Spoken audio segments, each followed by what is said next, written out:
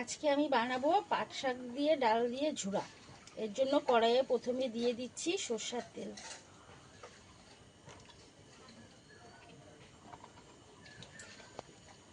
এখন তেলের মধ্যে দিয়ে দিচ্ছি শুকনো লঙ্কা, দিয়ে দিচ্ছি পেঁয়াজ।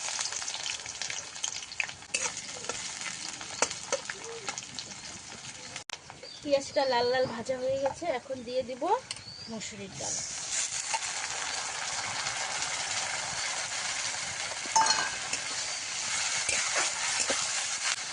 হলুদ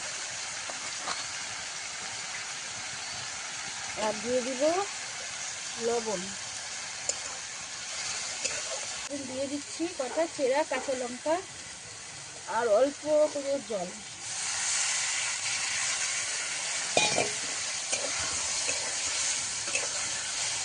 এখন দিয়ে দিব পাট শাকটা।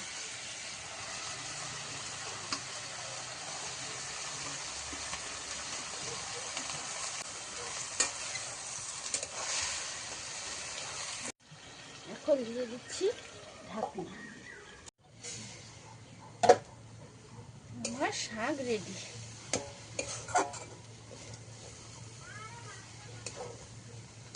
আমার পাট শাকের ঝুরা রেডি, এখন নামিয়ে নিব।